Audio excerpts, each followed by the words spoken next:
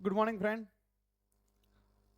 આજે આપણે ટીવાય BCom sem 6માં auditing subject, જેની અંદર એક ચેપ્ટર છે ડિવાઇઝેબલ પ્રોફિટ, વહેંચણી પાત્ર નફો, જેનો મિત્રો પરીક્ષામાં દાખલો પૂછાય છે. તો એ દાખલાની ગણતરી કઈ રીતે કરવી એ આજે હું તમને શીખવાડું છું. એનું ફોર્મેટ બનાવતા શીખવાડું છું. ફોર્મેટની અંદર મને સ્ટેપ પાડીશું આપણે, જેથી કરીને તમને યાદ રાખવામાં પણ સરળતા રહે અને તમે 100% સંપૂર્ણ સાચો દાખલો ગણી શકો. અને સરળ ભાષામાં સરળતાથી શીખવાડું છું, જેથી કરીને તમને યાદ રહી જાય. પરીક્ષાના આગલા દિવસ તમે આનો વિડીયો પણ જોઈ લેજો ફરીથી, જેથી કરીને તમે એ સ્ટેપ યાદ આવી જશે.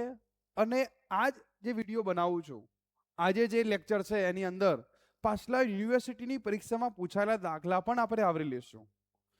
તો તમને ખ્યાલ આવે કે પરીક્ષામાં કેવા દાખલા પૂછાય છે અને કેવી રીતે ગણતરી થાય. મિત્રો, આ ચેપ્ટરની શરૂઆત કરતા પહેલા વહેંચણી પાત્ર નફો, ડિવિઝેબલ પ્રોફિટ છે શું, તો એને હું તમને કી પોઈન્ટ જે છે, જે હાઇલાઇટ, એ સમજાવું છું. અને પરીક્ષામાં તમે આનો દાખલો ગણજો, તમને 100% સંપૂર્ણ પૂરેપૂરા માર્ક્સ મળશે જ, કારણ કે જવાબ પણ આવી જશે. ઓકે, ચાલો મિત્રો ધ્યાન આપો. સેમેસ્ટર 6માં ઓડિટિંગની અંદર સૌથી પહેલા મિત્રો વહેંચણી પાત્ર નફો શું છે?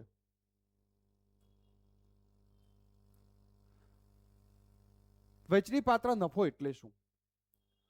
વહેંચણી પાત્ર નફો એટલે નફાનો એવો ભાગ જે તમામ કાયદેસરની જરૂરિયાતો પૂરી કર્યા પછી, કઈ જરૂરિયાતો? કાયદેસરની જરૂરિયાતો પૂરી કર્યા પછી શેર હોલ્ડરોને ડિવિડન્ડ તરીકે કાયદેસર રીતે વહેંચી શકાય. શાની વાત કરી છે? શેર હોલ્ડરોને ડિવિડન્ડ તરીકે કાયદેસર રીતે વેચી શકાય, પણ કઈ? કાયદેસરની જરૂરિયાતો પૂરી કર્યા પછી. તો એવી કઈ જરૂરિયાતો છે? તમે નફો વેચવાનો છે, ડિવાઇઝેબલ પ્રોફિટ, તો shareholder dividend after meeting all statutory requirement, કાયદેસરની જરૂરિયાતો પૂરી કર્યા પછી વાત છે. ફરજિયાત ઘસારો, કમ્પલસરી ડેપ્રિસિએશન, તો કંપની ધારા મુજબ ચાલુ વર્ષના ઘસારાની સંપૂર્ણ જોગવાઈ કર્યા વિના ડિવિડન્ડ જાહેર કરી શકાતું નથી. આ યાદ રાખજો. ચાલુ વર્ષની ઘસારાની સંપૂર્ણ જોગવાઈ કર્યા વિના તમે ડિવિડન્ડ વેચી શકો નહીં. According to the Companies Act, no dividend can be declared unless the current year's depreciation has been fully provided for. તો ખ્યાલ આવી ગયો? ફરજિયાત. શું લખ્યું છે? ફરજિયાત.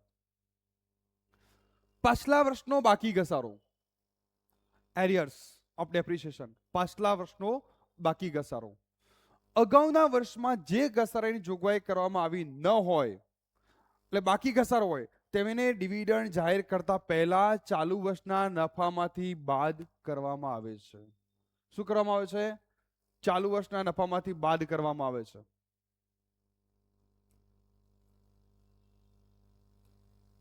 તો ધ્યાન આપો. અગાઉના વર્ષમાં જે ઘસારાની જોગવાઈ કરવામાં આવી ન હોય, જે ઘસારાની જોગવાઈ કરવામાં આવી ન હોય, કે જેને બાકી ઘસારો કહેવાય છે, તેને ડિવિડન્ડ જાહેર કરતા પહેલા ચાલુ વર્ષના નફામાંથી બાદ કરવો જ જોઈએ. આ યાદ રાખજો. એ જ હું તમને ફોર્મેટમાં શીખવાડું છું. દાખલામાં બે પૈકી જે ઓછી હોય તે નિયમ. છેલ્લા સ્ટેપમાં હું તમને 3 સ્ટેપ પર દાખલો શીખવાડું છું. Step 1, step 2, step 3. સ્ટેપ 1 એ કરંટ યર્સ માટે છે. સ્ટેપ 2 એ અસમાવિષ્ટ ઘસારાની વાત છે. અને સ્ટેપ 3 બે પૈકી જે ઓછું હોય તે. તો વહેંચણી પાત્ર નફો નક્કી કરવા માટે ઓડિટરે પાછલા વર્ષની ખોટ અથવા પાછલા વર્ષનો ઘસારો, કોની વાત છે? પાછલા વર્ષની ખોટ અથવા પાછલા વર્ષનો ઘસારો, એ બંનેને કમ્પેર કરવાનો. બેમાંથી જે ઓછી હોય, કહ્યું છે ને, બે પૈકી જે ઓછી હોય તે રકમ. પાછલા વર્ષની ખોટ અથવા પાછલા વર્ષનો ઘસારો, એ બે પૈકી જે રકમ ઓછી હોય તે રકમ બાદ કરવી જોઈએ. કઈ રકમ બાદ કરવી જોઈએ? ખોટ અને પાછલા વર્ષના ઘસારા બંનેમાંથી જે રકમ ઓછી હોય તે રકમ બાદ કરવી જોઈએ. To calculate divisible profit, an auditor must be deducted past losses or past depreciation, whichever amount is lower, whichever is less. Clear? હવે ઓડિટરની ફરજ શું છે? ચેપ્ટર નામ છે ઓડિટર, વેચની પાત્ર નફો, યુનિટ ભણીએ છે. એમાં ઓડિટરની ફરજ શું છે? એની ડ્યુટી શું છે? ઓડિટર્સ ડ્યુટી, ઓડિટરે ખાતરી કરવી જોઈએ કે ડિવિડન્ડ મૂડીમાંથી ચૂકવવામાં ન આવ્યું હોય. શામાંથી? મૂડીમાંથી ચૂકવવામાં ન આવ્યું હોય, કારણ કે તે ગેરકાયદેસર છે. મિત્રો, જો તમે ઓડિટરે must be ensure that dividends are not be paid out of capital. મૂડીમાંથી ચૂકવાય નહીં, એ ગેરકાયદેસર છે. Okay, it is illegal.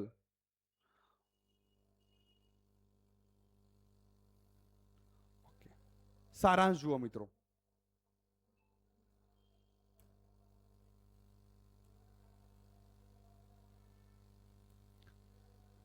આનો સારાંશ જુઓ તમે. કોન્સેપ્ટ લખ્યો છે, સામે રૂલ્સ એનો શું છે, નિયમ શું છે. ચાલુ વર્ષનો ઘસારો, કરંટ ડેપ્રિસિએશન, ચાલુ વર્ષનો ઘસારો શું બતાવે છે? સંપૂર્ણ બાદ કરવો જોઈએ. ચાલુ વર્ષનો ઘસારો સંપૂર્ણ બાદ કરવો જોઈએ, ફુલ્લી ડિડક્ટેડ. બાકી ઘસારો શું કે? પહેલા ચાલુ વર્ષનો જોયો, હવે બાકી ઘસારો શું કે? પાછલા વર્ષનો બાકી હોય તો ડિવિડન્ડ પહેલા બાદ કરો. ડિવિડન્ડ તમે વેચતા પહેલા ડિડક્ટ કરવો પડશે તમારે. Deduct before dividend. ડિવિડન્ડ આપતા પહેલા શેર હોલ્ડરોને ડિવિડન્ડ આપવાનું હોય, એના પહેલા બાકી ઘસારો માઇનસ કરો. જૂની ખોટ વિરુદ્ધ ઘસારો હોય, પાસ્ટ લોસ અથવા ડેપ્રિસિએશન, લોસ અને ડેપ્રિસિએશન બે પૈકી જે ઓછું હોય તે, તો બે પૈકી જે ઓછી હોય તે બાદ કરો. પાછલા વર્ષનો માંડીવાળ ઘસારો અને ખોટ બંનેમાંથી જે ઓછી હશે તે બાદ કરો. મિત્રો, આ એટલા માટે તમને સમજાયું કે જેથી કરીને હવે હું જે તમારો ફોર્મેટ શીખવાડવાનો છું એ ફોર્મેટમાં આ જ વસ્તુ છે, 3 સ્ટેપમાં આવશે. તો હવે નેક્સ્ટ ટાઈમ આપણે ફોર્મેટમાં જોઈએ. તો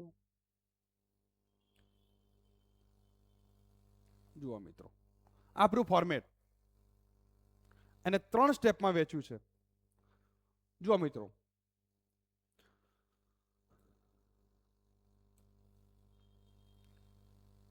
statement showing calculation of divisible profit, વચની પાત્ર નફો દર્શાવતું પત્રક. એને 2 ભાગ પાડ્યા છે, કોલમ પર્ટિક્યુલર વિગત, રકમ એમાઉન્ટ, 2 કોલમ પાડ્યા છે. હવે એને 3 સ્ટેપ છે, તો સ્ટેપ કયા છે જુઓ મિત્રો.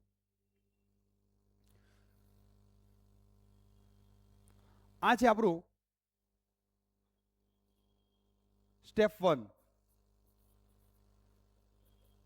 આ સ્ટેપ 1. આ છે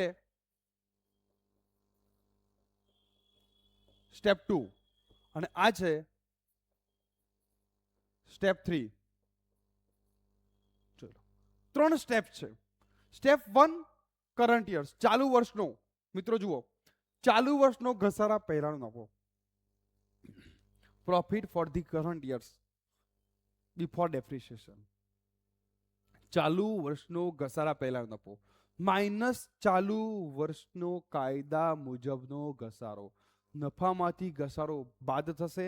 ખાસ સ્ટેપ 1 કરંટ યરનું જ છે, તમારે ક્યાંય પાછલા વર્ષની એમાઉન્ટ લેવાની નથી, આ ધ્યાન રાખજો.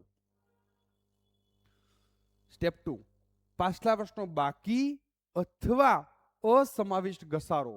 મિત્રો, તમને જો અસમાવિષ્ટ ઘસારો આપી દીધો હોય તો સીધો લખી દો. નથી આપ્યો તો કાયદા મુજબનો ઘસારો અને માંડી વાળેલ ઘસારો, એ બંનેની બાદબાકી કરવાની.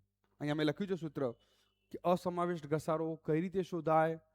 તો કાયદા મુજબનો ઘસારો માઇનસ માંડી વાળેલ ઘસારો, બંનેની બાદબાકી કરશો તો તમારે અસમાવિષ્ટ અનએબ્સોર્બ ડેપ્રિસિએશન આવશે. ખ્યાલ આવી ગયો મિત્રો? આ ખાસ ધ્યાન રાખજો. જો આપેલો છે તો સીધો લખી દો. પાછલા વર્ષનો, અહીંયા કરંટ યર્સનો ક્યાંય આવતો નથી. કરંટ યર્સનું માત્ર સ્ટેપ 1, પ્રીવિયસ યર પાછલા વર્ષનું સ્ટેપ 2 કે જેમાં અસમાવિષ્ટ ઘસારો આવે છે. સ્ટેપ 3. સ્ટેપ 3 શું છે? તો પાછલા વર્ષની ખોટ, કઈ? પાછલા વર્ષની ખોટ અથવા માંડી વાળેલ ઘસારો, બંનેમાંથી જે ઓછી હોય તે. તો જુઓ, પાછલા વર્ષની ખોટ અથવા માંડી વાળેલ ઘસારો, તો પહેલા પાછલા વર્ષ લખી દો, પછી એનો ઘસારો લખી દો, આની ખોટ લખી દો, અને એ બંનેમાંથી જે ઓછા હોય, બંનેમાંથી જે ઓછી, વિચ એવર ઇઝ લોઅર. આ ખોટ અને ઘસારો બંને જોવાનું, બંનેમાંથી જે ઓછી હોય એ રકમ લખો અને એ બંનેનો સરવાળો કરીને અહીંયા. આ બધું બાદ જ થાય છે મિત્રો, ક્યાંય એડ થતું નથી. આ બધું શું થાય છે? માઇનસ. આ એમાઉન્ટ માઇનસ, આ એમાઉન્ટ પણ માઇનસ અને આ એમાઉન્ટ પણ માઇનસ થશે. તો અહીંયા તમામ માઇનસ છે. એક અહીંયા ધ્યાન રાખો. માંડી વાળેલ ઘસારો, અહીંયા ધ્યાન આપજો. આ માંડી વાળેલ ઘસારો ક્યાં જરૂર પડશે? અહીંયા. આ જે ઘસારો છે એ ડેપ્રિસિએશન જે છે એ ઘસારો માંડી વાળેલ લખ્યું છે ને અહીંયા કે માંડી વાળેલ ઘસારો. આ ઘસારો જે છે એ માંડી વાળેલ. તો એ કઈ રીતે શોધાશે? તો કાયદા મુજબનો ઘસારો અંદર તમને રકમમાં આપેલો હોય એમાંથી અસમાવિષ્ટ ઘસારો માઇનસ કરો. કાયદા મુજબનો ઘસારો તમને આપેલો હોય એમાંથી અસમાવિષ્ટ ઘસારો બાદ કરો. અને ખોટ એમાં પણ એક ધ્યાન રાખજો, બરાબર? તમને જે પહેલાનો નફો આપ્યો છે એમાંથી તમારે શું કરવું પડશે? એ જે આવ્યો તમારો ઘસારો એ માઇનસ કરી નાખો. ચાલુ પાછલા વર્ષનો નફો કે ખોટ જે આપી હોય એમાંથી તમારો ઘસારો આ જે આવ્યો એ તમે ઘસારો બાદ કરી પછી અહીંયા રકમ લખો અને પછી તમે જુઓ બંનેમાંથી જે ઓછા હોય તે અહીંયા આવશે. ખ્યાલ આવી ગયો? તો આ બંને રકમ કઈ રીતે શોધાય? ઓકે, ચલો હવે આપણે યુનિવર્સિટી 2025માં જે દાખલો પૂછાયો છે એ જોઈએ.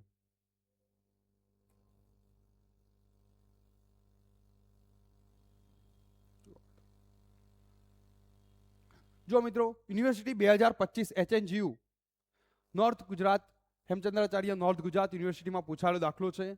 2025માં રિયા કંપની લિમિટેડ નીચેની માહિતી પરથી 2022-23ના વર્ષોનો વહેંચણીપાત્ર નફો નક્કી કરો. From the following information of Riya limited determine its divisible profit for the year 2022-23. વર્ષ આપેલા છે, પહેલું કોલમ યર, પછી છે P&L એટલે કે નફા નુકસાન, પહેલાનો ઘસારો છે, પછી કંપની ધારા મુજબનો ઘસારો છે અને અસમાવિષ્ટ ઘસારો અનએબ્સોર્બ ડેપ્રિસિએશન તમને આપી દીધેલો છે. સ્ટેપ 2 માટે આ કામ લાગશે, આપી દીધો છે પાછલા વર્ષનો. તો મિત્રો જુઓ અહીંયા આ જે છે કરંટ યર્સનું, એ કરંટ યર્સનું આ બંને એમાઉન્ટ અહીંયા આવશે 22-23. 1,30,000માંથી 25,000 માઇનસ કરી નાખો. આ કરંટ યર્સનું છે. આ પ્રીવિયસ યર્સનું અસમાવેશ ઘસારો તમને આપી દીધો છે. તમારે જરૂર ક્યાં પડશે? તો જુઓ અહીંયા સ્ટેપ 3 શોધવું પડશે. હવે